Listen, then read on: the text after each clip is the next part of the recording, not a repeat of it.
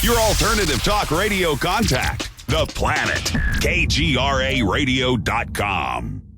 With infinite complacence, people went to and fro of the earth about their little affairs, serene in the assurance of their dominion over this small, spinning fragment of solar driftwood, which by chance or design, man has inherited out of the dark mystery of time and space.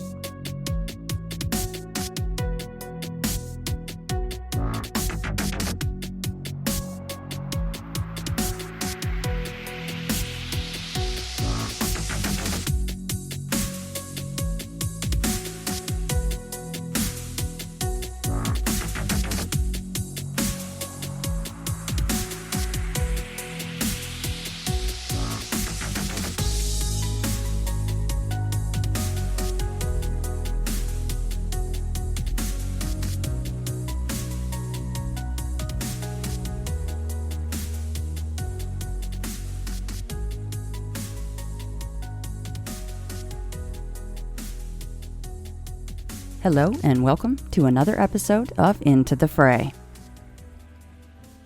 If you'd like to get more content and help support the show at the same time, head to the website and click Become an Insider.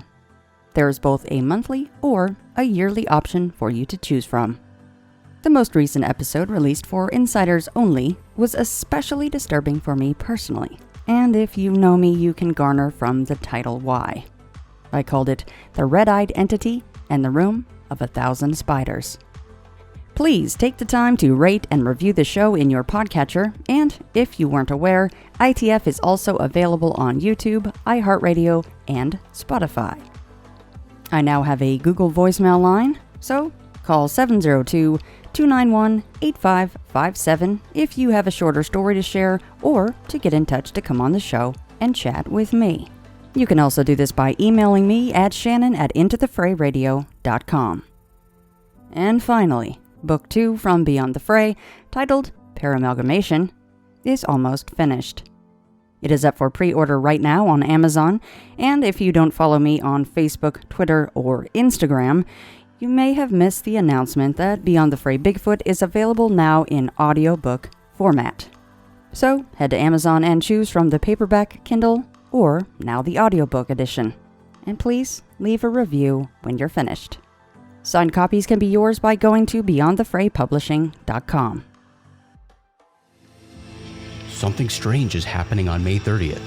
Rogue Planet presents All the Strange 2020, a virtual online expo highlighting and celebrating UFOs, extraterrestrial life, ghosts, Bigfoot, all the strange. Join us on May 30th as we showcase a series of fun presentations delivered by a lineup of awesome humans who are fascinated by the strange. And get this, All the Strange 2020 is a 100% free event. So jump over to allthestrange.com and register now. Hello. Hello, is this John? It is. How you doing? Hey, John, it's Shannon. I'm good. How you doing? Really good. I guess you probably didn't have a whole bunch of people calling you at 5 o'clock exactly. You probably assumed it was me, right?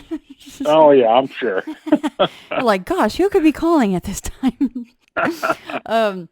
So you are up in northern Utah, correct?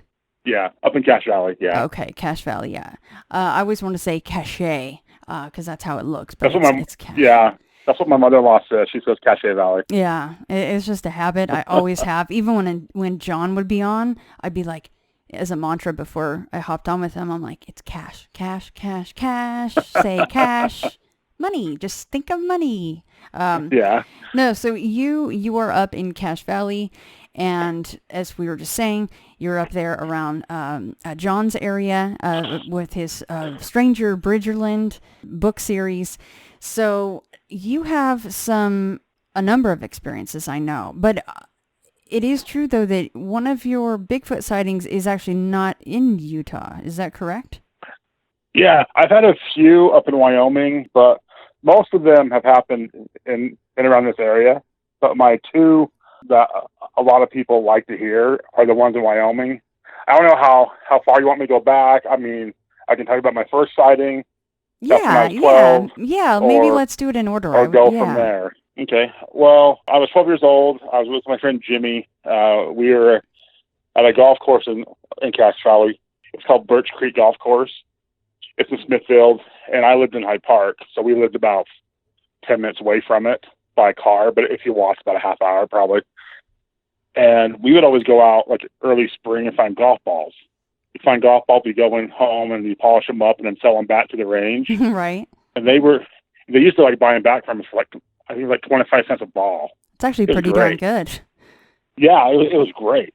And so we would go out there and we'd find like 100 balls, you know, it was perfect for the kids. And so there was one day, it was early spring.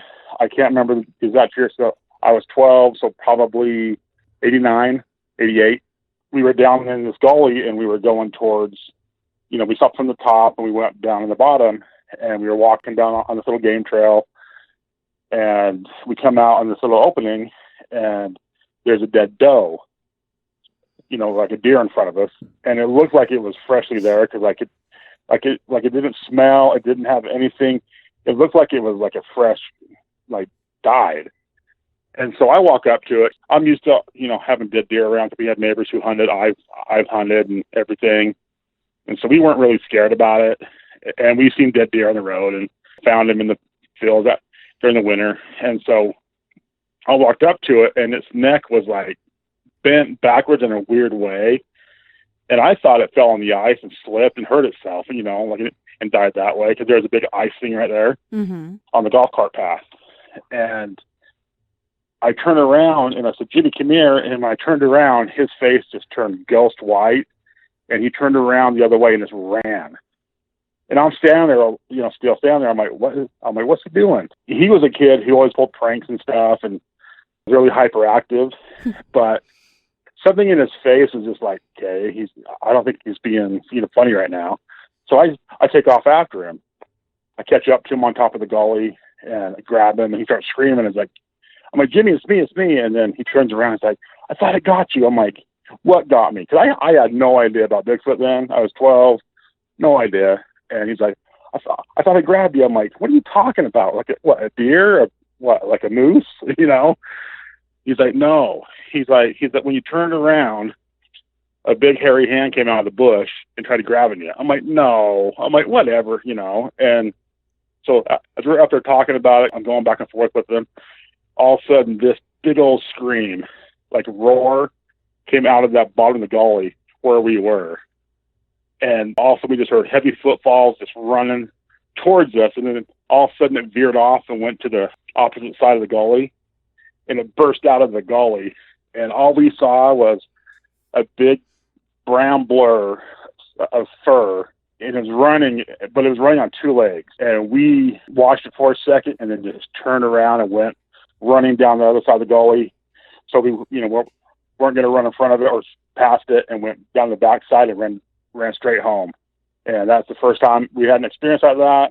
So like a few days later, you know, we're at school and he brought out this book from the library called Unexplained, you know, Unexplained Mysteries of the World. And he opened up the page to Bigfoot. He's like, that's what we saw. I'm like, and I looked at it. I'm like, holy cow, what is that? So I read all about it. And ever since then, I've had a heightened awareness of there's something there that I couldn't explain. But that was my first experience is with that. But I never saw the hand over my shoulder. I never saw that. I probably a good but thing. He said it happened. With what happened after, I'm pretty sure it probably did. I don't know. So that's my first experience. Wow. How tall do you think that one was? Well, we were, across the gully. We were 12.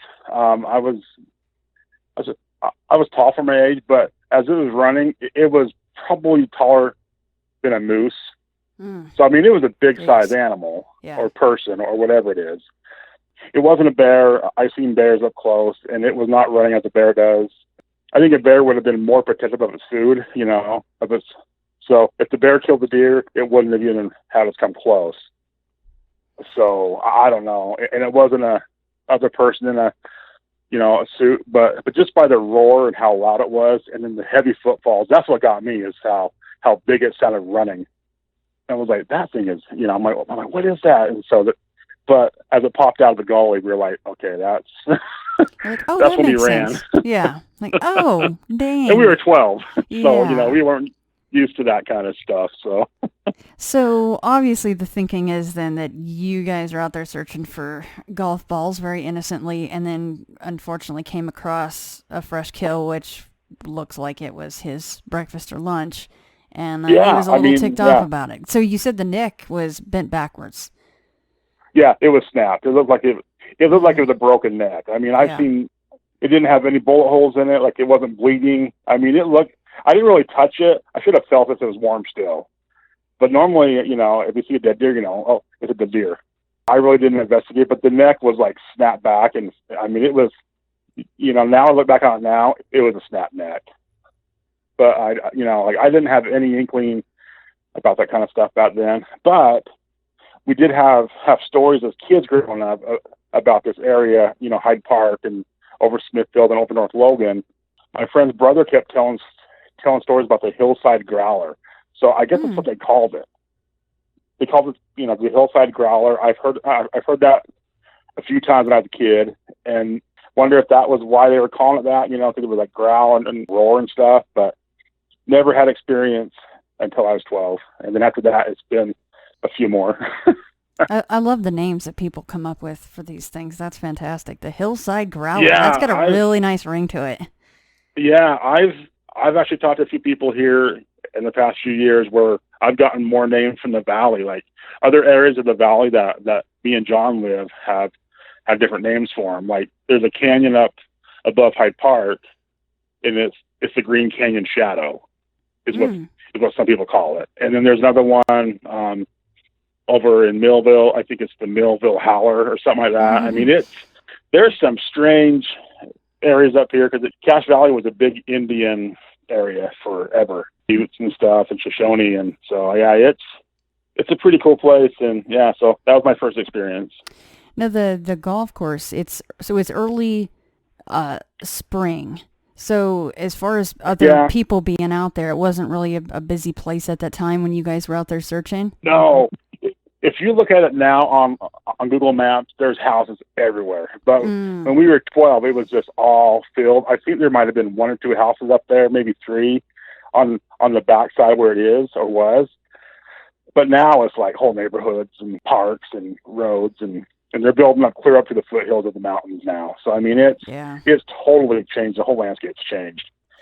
But no, I mean, I think the closest house was probably a 4th mile away, probably from us. It makes you wonder about some of these other names that are quite close in the area. How many were attributed to that very one that you saw, or how many Bigfoot in that area there are? Because a lot of people, it depends on who you talk to. Some think there are very few. Other think there are quite a number of these things. I tend to fall somewhere in the middle and lean towards few. So that's pretty interesting, because it just does. Maybe you actually did see the very one that one person got growled at, and he's like, that's the Hillside Growler right there. That's what we're gonna name it. Yeah, but I mean, it's weird. I mean, if I look back at my childhood and growing up and hearing these stories, like after I saw that picture in that book, I believed. I wanted to see the Patterson film, and I finally saw that film. Like, holy crap, that's amazing. And then with other stories around the campfire and stuff, hearing my scout leaders tell us, that there's strange things happening in the wilderness, and we're like, what? Yeah, they love to do that when you're sitting around a campfire and everything around you is pitch black, right? That's the best time for stories like that. Exactly. Yeah. So last question about that story. I think I know the answer, but did you and Jimmy ever go back to the golf course and hunt for golf balls? Oh yeah. Oh, really? We just played it. We didn't think we'd see it again. We didn't see it again. But Jimmy, no, him and me we did that till they stopped doing it. So we did it for like 2 years, and then after that, they found out that we were trespassing. Right, making money and selling it back to them. Yeah. Yeah. Oh, see, well, my assumption was wrong. I'm glad I asked, because I assumed that you guys just hadn't gone back there. But that is a really cool sighting, though, because I mean, you saw the whole thing. Did it ever turn towards you? Did you get a look at the face at all? No. Well, like as it ran, it was kind of like a side angle. So it was like it had its back to us, shoulder to us, and it was just running. But it was running up the field, and the field then early spring. It was all the dead weeds and stuff were still there.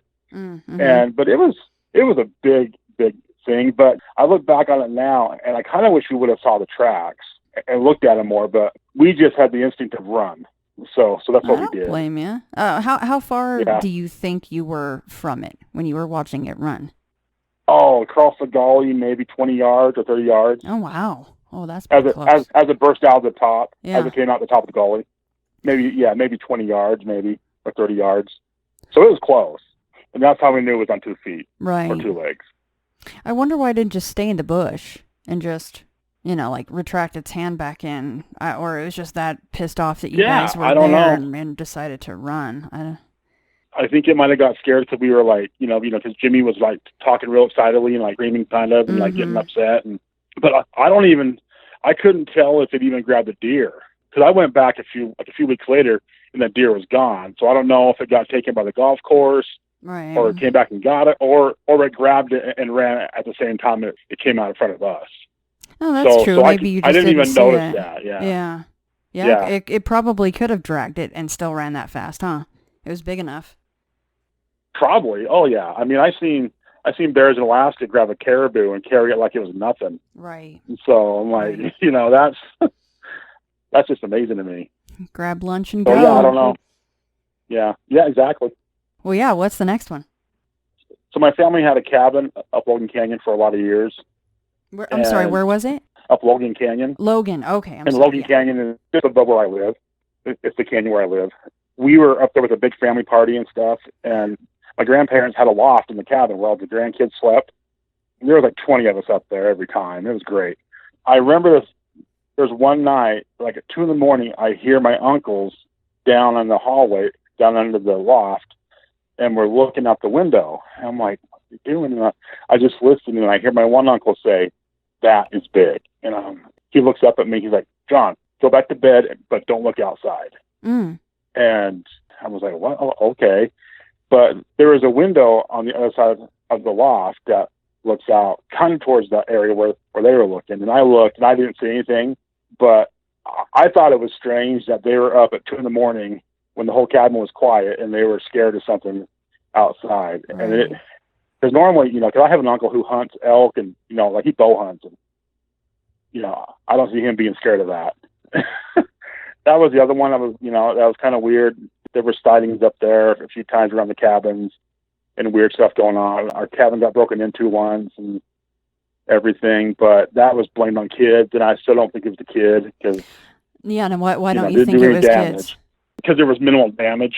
Hardly anything was touched. Like it wasn't smashed apart. I think something just came in there just to get warm one night. We had kids break into it before who thrashed it. Oh, they're like little a-holes. They're like burnt. Yeah. So like they broke down the doors, they thrashed it, they opened up all the closets, tore the carpet, they burnt the couch, they tried starting a fire in the fireplace. Oh my goodness. Oh yeah. That's terrible. Yeah, but now it's out of the family. My grandparents sold it, so. So something that was.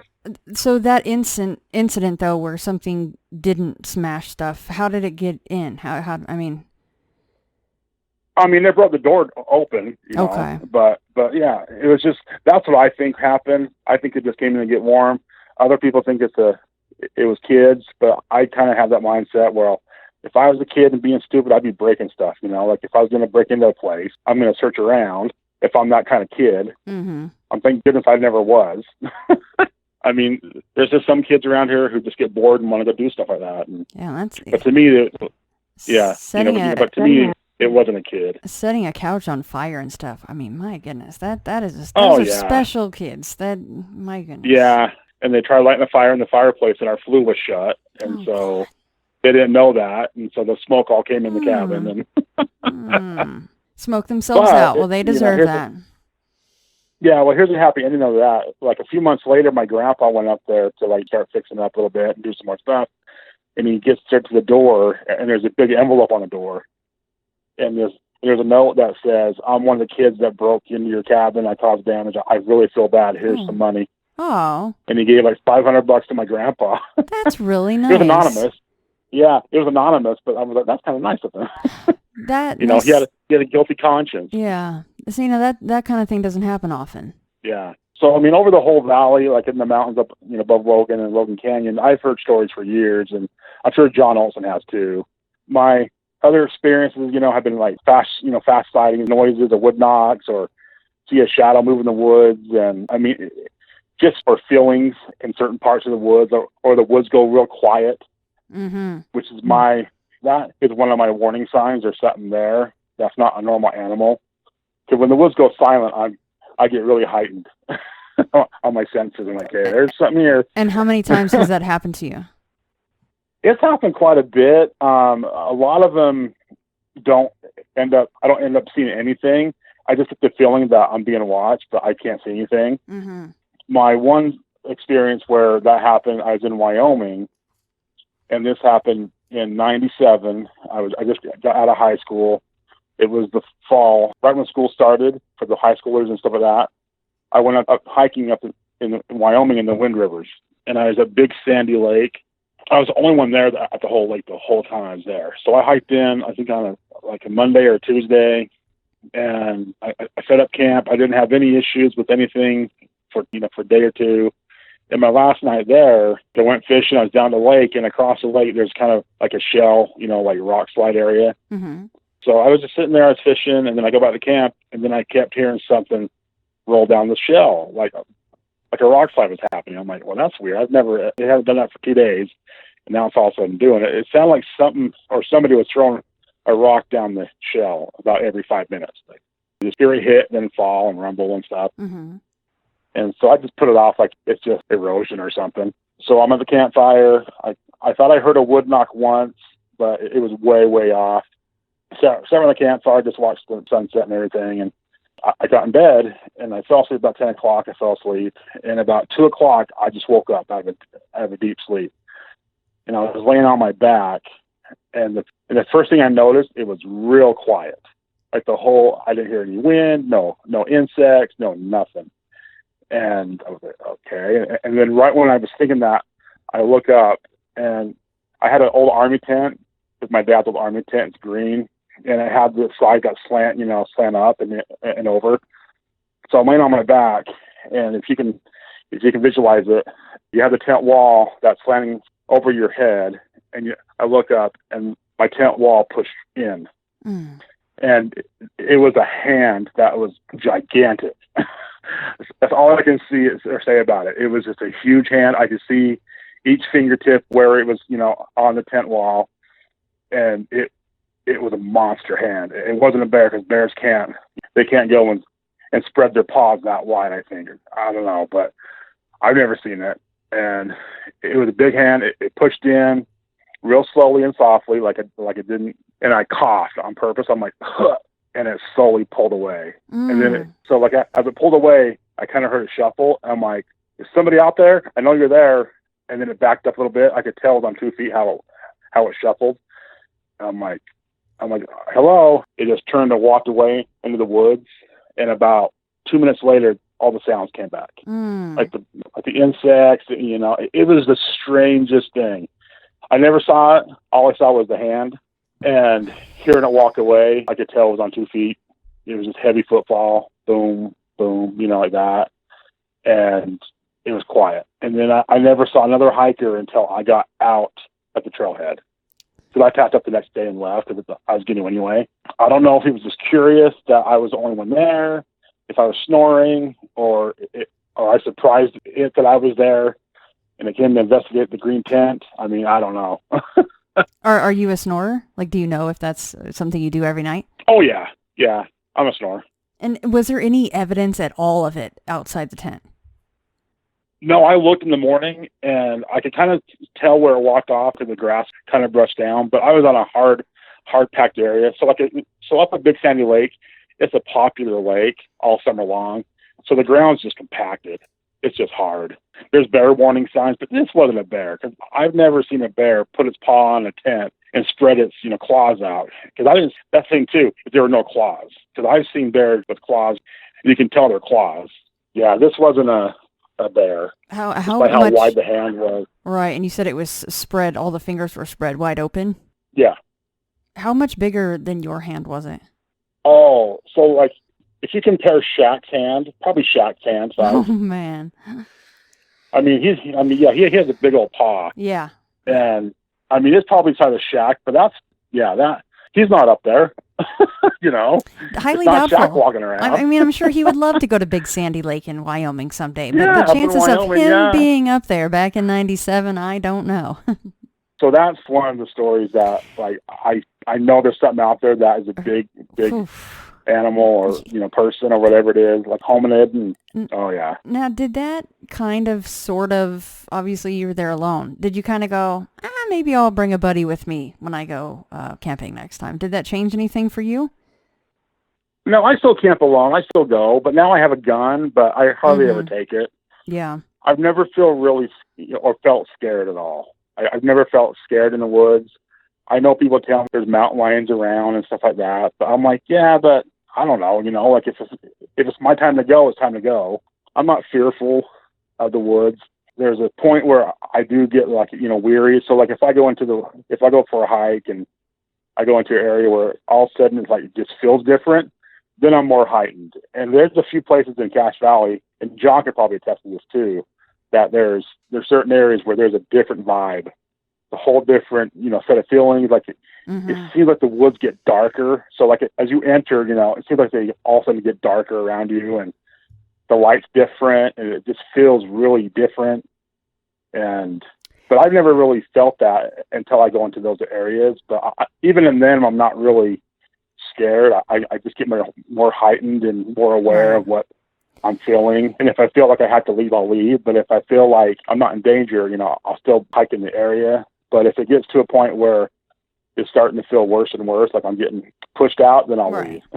No, some of my favorite stories that John will tell is from that area, and quite a number of them have been more like the watchers, like the tall shadows or a shadow figure. Yeah. And that's something that, the people that see them, they always have this feeling of foreboding and, even the woods going quiet or something. And I remember one that he told where a guy saw, it was like something like crazy tall, like 15 feet tall, pitch black shadow, off on a ridge somewhere in Cache Valley. I'm pretty sure, I might be misspeaking the Cache Valley, but it was somewhere around there. Obviously, that's what he writes about is Utah. But my goodness, I mean, I've had my own experience of shadow people in the woods, but they didn't interact with me, and they weren't 15 feet tall, and I wasn't, exactly. I wasn't alone. I was on a four-wheeler. I was able to get the heck out of Dodge really quickly, so, my goodness, John, I don't know, the whole like solo camping and the massive hand on the tent, and we've all heard those stories of the hands on the tent, and or a camper or something. I think even in a camper, I'd be like, oh my goodness, that's terrifying. Yeah, but you're in a tent. You might be looking like a burrito to the Bigfoot. Yeah, I probably was. I was 22, so no, I wasn't 22.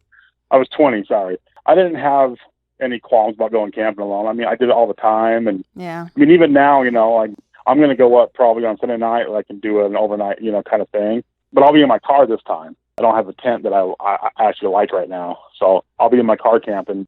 I just don't fear the woods, and maybe I should a little bit more. Do you remember what you were kind of cooking on the fire that night for dinner? Was it did you catch any fish that day? It's just a trout. And I think I might have had some trail mix with it and hot chocolate. I camp really small. Like, I don't pack in tons of stuff. I've had friends pack in, like, canned soups. I'm like, why are you adding all that weight? Right. Right. I pack in rice and our oatmeal rice and hot chocolate and apple cider mix, and I fish. Yeah. I don't have any. You're not packing the Foreman grill in or nothing? Like, the generator I have to plug in? Grill. No, I wish. That'd be nice. No, I don't glamp yet. No, not yet. You're like, not yet being the key I would like word. to. Yeah, I mean, I have my car now, so that's kind of glamping. Yeah, now, you start, and then you get this, those Sprinter vans are pretty cool because they've got all the cabinets in them and the sources for things. That's kind of my dream. Yeah, those are bad to the bone. But it'll never happen, though. Hey, you never know. Never say never, right? Yeah, I never. Yeah, exactly. I never know. Yeah. And then my other quick sighting was also in Wyoming, in the Wind Rivers too, and it's at Heart Lake. And that one was a quick glimpse of something but the sun backlit it, so like all we saw was a shadow pretty much. It was backlit, so all you saw was the darkness of it. Mm-hmm. And I think that one was there. It was curious of us. That was like 3 years. That was like 3 or 4 years earlier, like in 94, 95. Did our scout trip up there, and there was like 9 of us, our scout leaders and scouts and stuff. So probably like 12 total.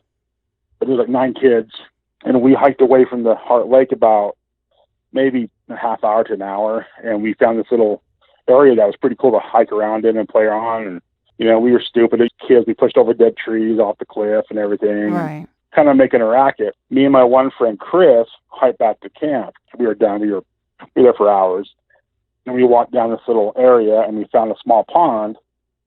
And we looked as we're hiking around the corner of this pond on this little trail. We found a dead elk, but the elk was not. I mean, it's been dead for a long, long time. It was like bones and stuff, maybe some meat on it still, like on the hind end. And we just looked at it. Oh, cool, like an elk. And then we hiked around the edge of the pond, and right on the edge of the pond, as we came around it, there's a ledge. There's like a little knoll on the right side of us, and in between these pine trees, the sun was like, it was right there. And we look up, and all of a sudden I hear Chris like, "Hey, can you see that?" And I looked up, and I'm like, "That's not a bear." And we just kept walking. And as we were walking, I said out loud, I said, "I know you're there. We see you. Like, you're not scaring us." We just kept walking. It didn't even hit us what we were looking at. But I look on it now, and I looked at it then. I remember how big it was and the outline of it. It was not a bear, because even Chris said it's not a bear. So we went back to camp, and later that night, we were in our tents. We could hear something in our camp. And in the morning, we got up, and our bread was gone, and some of the meat was gone out of our coolers. And that's what happened. But I do remember just seeing how it looked and what it looked like. If you saw my report on my page I posted, there's a picture of what it looks like that I saw, and it was just an outline of the Bigfoot body, and it was just big old mass, standing on 2 legs, its arms to its sides. But the first thing I said to myself in my head, I'm like, "That's not a bear." But we didn't even comprehend it, cause we were off in our own little world. There was like 9 of us, for just having fun, and didn't have any concept of that being there or anything. Of course, at that point, you had already seen one. So did your mind kind of maybe block out the sighting that you had when you were younger? It might have. It might have even, like, I probably didn't even put 2 and 2 together until we got back to camp, when I was talking to Chris about it, and I'm like, "What was that? Did we see something?" And we told our scout leader, and he said it was probably just some guy, like another camper. But I'm like, there's no one else camping up here except us. Because in the Wind River's, like, we had a run of a time where we didn't see other hikers for days, or people for days. So I don't know if it was another camper, if it was somebody hiding, or if it was a mountain man dressed up in all his fur. I don't think so, because it was really big. I mean, it could have been a bear. I'm probably 90% sure it wasn't. I think it was a Sasquatch, Bigfoot, because the bear, I think, would have, ran from us, or got aggressive with us, but it was just standing still. Every time I've encountered a bear, it doesn't stand still. They are curious, or they get aggressive. And so I haven't seen Chris. He moved out of our scout troop about a month or 2 later, and I haven't talked to him since. But I'm pretty sure he'll remember it if I ever find him. Are there other reports from that area? I think there are up around in the Wind Rivers. I know there's a few reports. I know on the BFRL there is. I think there are. I really haven't studied that area. But the side story to that, so the next day, we were at Heart Lake, and this is where it gets kind of shady, kind of like a missing, like 411 kind of thing. We were hiking on the trail back to the area to play around again, and a horse train came up. So a horse train is like horses in a pack train, sorry. And there was like 6 or 7 guys that were just had guns on their saddles and everything, but they weren't dressed in hunting gear. And this is also in July. So there's no hunting up there in July. And they were being led by 2 rangers, 2 of the Forest Service people. And I told my friends, I said, Forest Service rangers don't lead pack trains. They don't lead hunters into the, wilderness. That's kind of strange. Yeah, well, yeah, it was strange, and so we just blew it off like, oh, they're doing some scientific project or something for the government. And we were playing, so we got back to camp, and the sun went down, and about 10 o'clock at night, we just kept hearing shots, like bam, bam, but they were clear up the valley from us, so they were probably another like maybe hour or two away, but they were echoing. I mean, you could hear the shots really clearly because they were big guns. And we're like, what are they shooting at 10 o'clock at night? And my scout leader, who's a hunter, and he said, oh, they're probably target shooting. I'm like, at night? And he just blew it off. Like, he just blew it off as being stupid people. Right. And, but that was one of the weird things too that happened right after that sighting, is that we had those guys come up, and they, a pat train, was leading by rangers, and that was weird to us.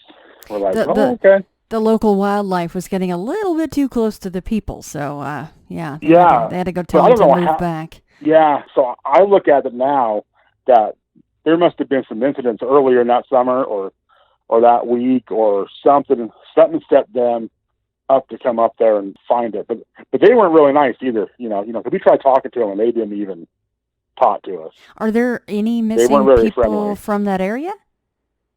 I don't know. John might know more than that because he's into that too.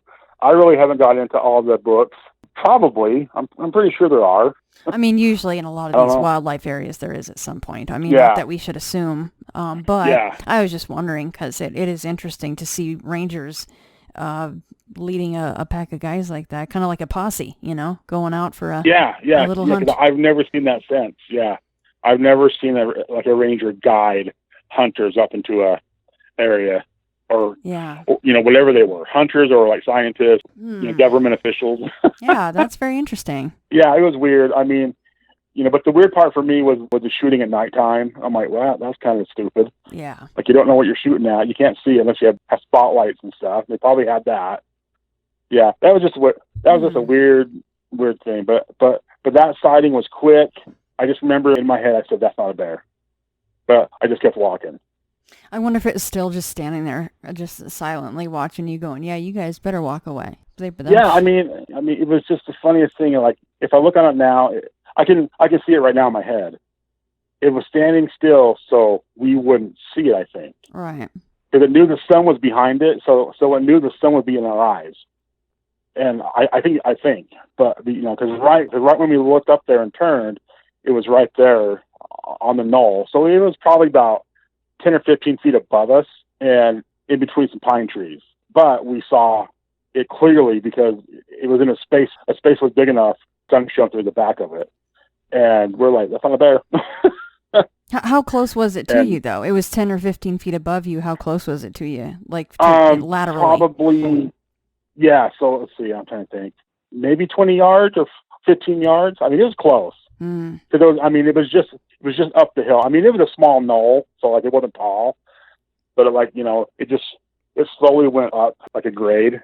So I mean, yeah, it was probably 15 yards maybe. It's probably a good assumption though to think that, well, you guys have the sun in your eyes, so my best chance at not being seen is just not to move. That's probably a pretty good assumption.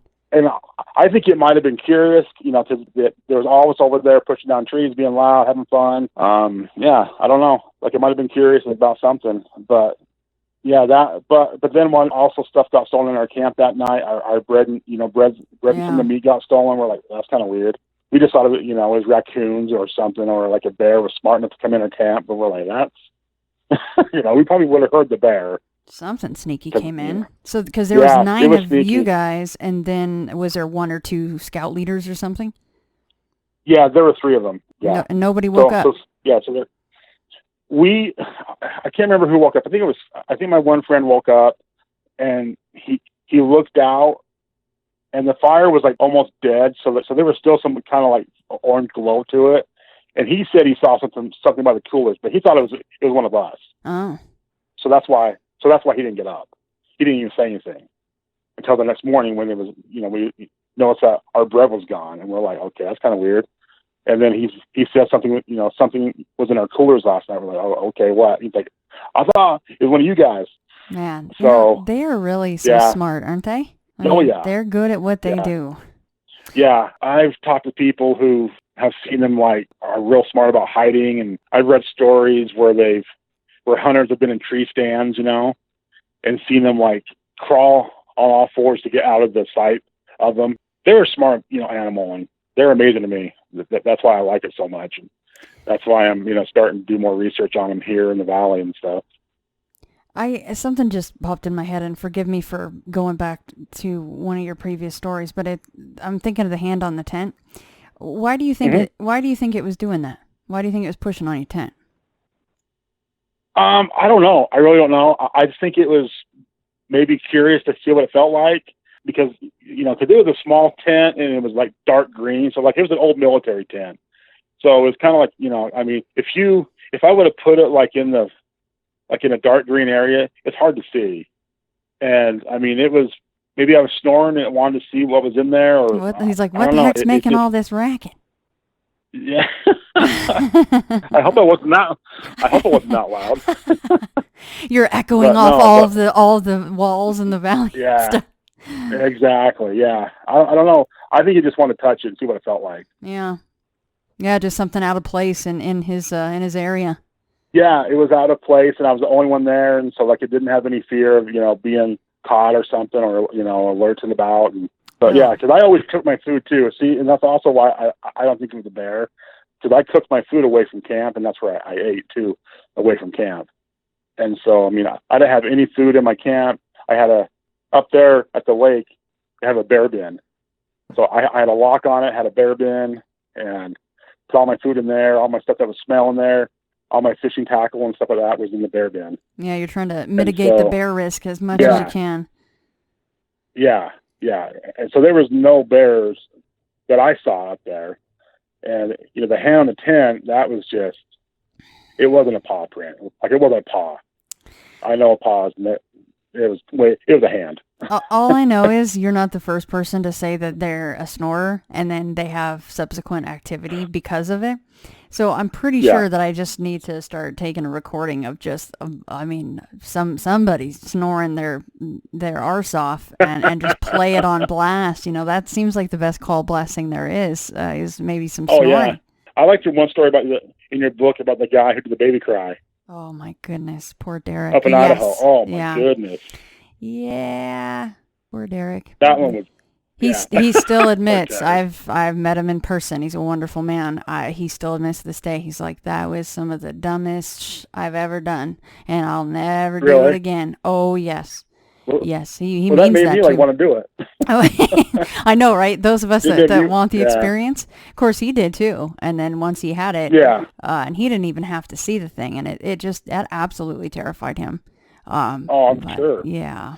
Yeah, that's freaky. Well, so was your story about the tent. I'd be freaked out hearing a baby cry in the woods. Oh God, yeah, no, that's on my no list. Unless I'm playing it to do call blasting, I don't want to hear that, because then you're starting to think of like witches or weird stuff. That's a whole nother bag of nope for me. Is baby cries in the woods unless I'm playing the Indian lore, Oh yeah, totally.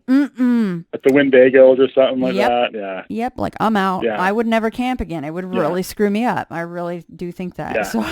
Yeah. So I have a question. Yeah. What is your thinking about Sasquatch and coyotes? I've talked to a few people that have had experiences with Sasquatch who don't like coyotes, and then I've had some people tell me that coyotes and Sasquatch get along. I had experiences where I would, because I go up the canyon a lot, and I would call for coyotes, and I wouldn't hear them at all. And normally I'm pretty good about getting them to howl back. And then I asked somebody who was up there, he's like, oh, if you don't hear coyotes, that means there's a Bigfoot around. I'm like, what? He's like, yeah, they don't like each other. But then I talk to other people who say, no, that's not true. Right. No. I just want your opinion. I've heard the same thing. But I will say, and it's same thing as far as both sides of it. But I will say that I was in Kentucky with my good friend Ramona Bell when we were still, part of the Sasquatch Chronicles team. And we were out there, it's part of the Cave Yellers of Kentucky episode, right? So we're out there and we're doing our thing. All we had to do was sit on these folks' porch. That was where they were having all this activity over years and years and years in this area of Kentucky. And we heard a strange sound, like really, really far off, though. It was really hard to tell what it was. but it kind of made our ears perk up. And then all of a sudden, a bunch of coyotes start to pop off down the road, much closer in, and they're popping off. They're doing their yodie thing. And then another sound happens, and they all instantly just zip, completely quiet. Yeah. But it wasn't a coyote that had hushed them or started them up. We don't, you know what I mean? Like, I'm not saying that was a Bigfoot because I didn't see what made the noise or anything. I'm just saying it was weird. So, but no, I've heard both. You know, I've heard they're like little scouts for them, or they can alert them to things, which would make sense, right? And maybe that's what it is. Yeah. Maybe they're friends with them and they're fine with them and they use them for their purposes until, you know, the coyotes get in their way, or maybe they're starving and they're opportunistic and they take one out or something. I don't know, but I've definitely heard it both ways. Yeah, I do too. I mean, I've read stories, you know, like and watched shows about when hunters' dogs go after them after Bigfoot and the dogs get killed or they come back scared crapless. And I'm just like, I'm not sure if it's, if they want to kill the animals, I don't know if they're protecting something or they just want to away from them, you know, and they swat it, you know? Yeah. Maybe they just have this understanding, but then if the Bigfoot gets a little pissy, then the coyote's like, okay, man, we'll go our way. We're cool. Yeah. You know, like, till next time. Yeah, see ya. Exactly. We're cool here, man. Exactly. So have you heard this new thing that there's actually a national forest in Oregon that is taking sightings? They have forms. Oh, really? At the ranger stations. Yeah. I'm not sure which national forest it is. I heard this from the guy in Colorado. He said it's verified. He said there's a national forest in Oregon that now has, at the ranger stations, they have a form that they have to get. What? And he's like, why would they do that if there's not something there? That would actually be pretty incredible. Yeah, not only are we not going to deny it, we're going to collect reports. He says they're not really, he said they're not, he said it's not out in the open, but he said he got this from firsthand knowledge from a forest ranger there that he knows that says they are actually they take reports, but it's only in that certain forest.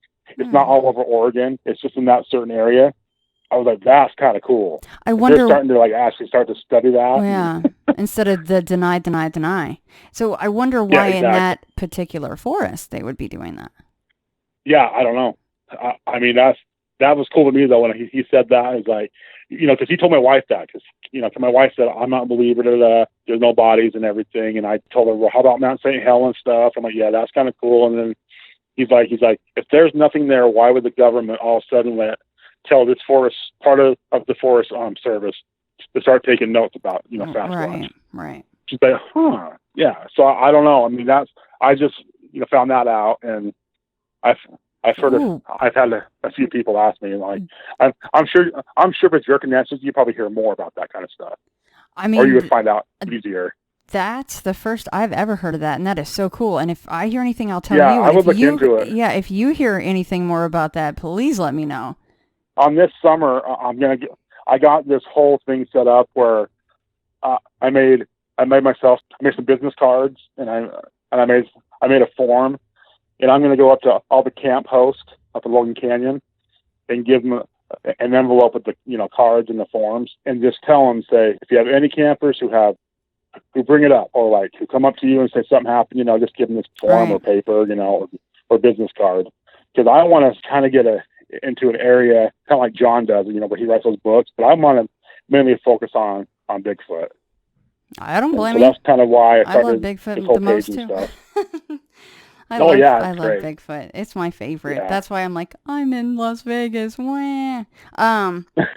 Before you go though, make sure that you do a shout out. I'll put this on the main show. Where to find you? Your website, because you do take reports and stuff. So let everybody know where that is. Okay. I'm on Instagram only. I'm not on Facebook, but Instagram is Cache Valley /Bigfoot. So Cache Valley, how you spell it, CACHE Valley _Bigfoot.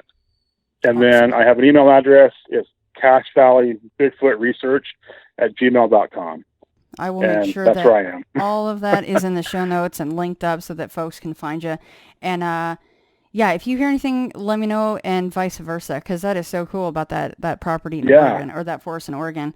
That would be huge if we could find out more information about that and why they might be doing that. That's a huge, that would be a huge deal. They may not admit it, but if that's actually going on, that'd be pretty cool to find out.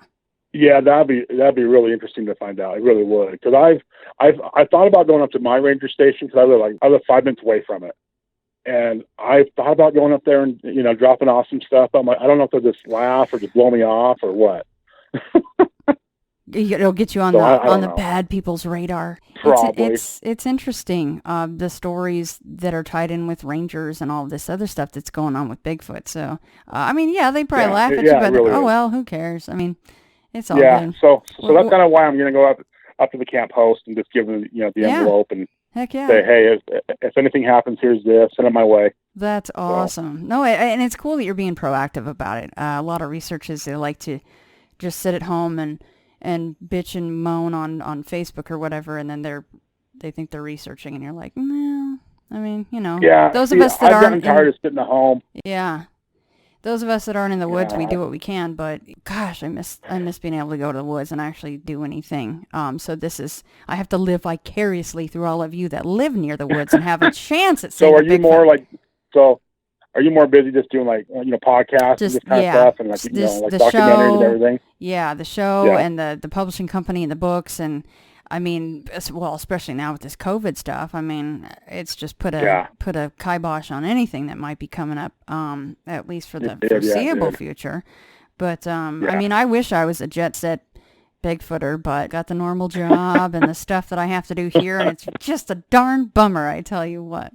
I was hoping to talk to you more about the rest of your stories, because I was going to air that as part of an Insider episode, which I will give you access to, of course. So yeah, only if you're okay with it, I would like to hear that. Oh no! What do you want to hear about? Ghosts, about shadow persons, or spirits? You just tell me. I've experienced it all. Let's do shadow people. Let's start there. Okay. Well, I'm so-and-so. I was given this name by my parents. I've been to such and such a college. I've done these things in my profession. I produce a little fire. Buddha says, forget it. That's not true. That's some story. That's all gone. That's all past. I want to see the real you are now. Well, nobody knows who that is.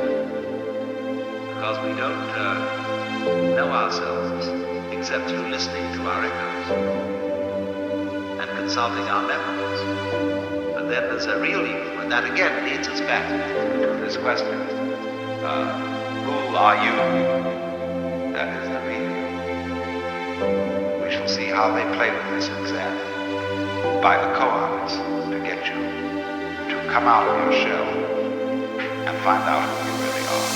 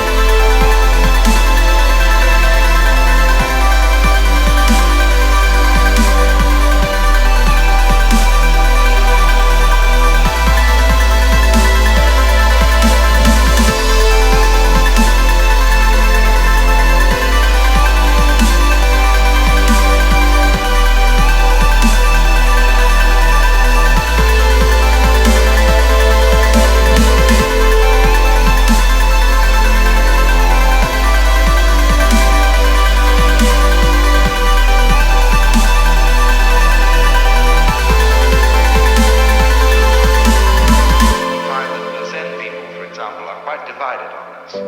They will say, no, we don't believe literally in reincarnation. that after your funeral, you will suddenly become somebody different, living somewhere else. They will say reincarnation means this, that if you sitting here now are really convinced that you're the same person who walked in the door half an hour ago, you're being reincarnated. If you are liberated, you understand that you're not. The past doesn't exist. The future doesn't exist. There is only the present. That's the only real you that there is. The Zen master Dogen put it this way. He said, the spring does not become the summer. First there is summer, and then there is spring.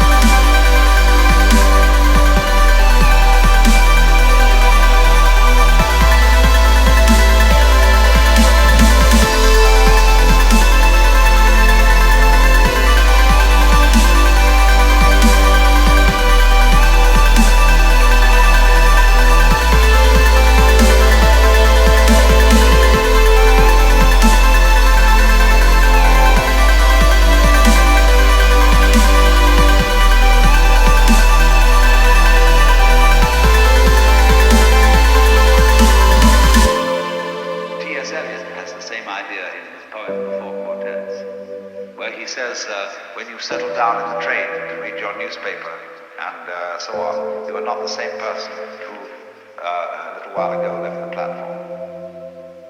If you think you are linking your moments up in a chain. And this is what binds you to the wheel of birth and death. But when you know that every moment in which you are is the only moment, this comes into Zen. A master will say to somebody, get up and walk across the room. And he comes back and he says, where are your footprints? They've gone. So where are you? Who are you?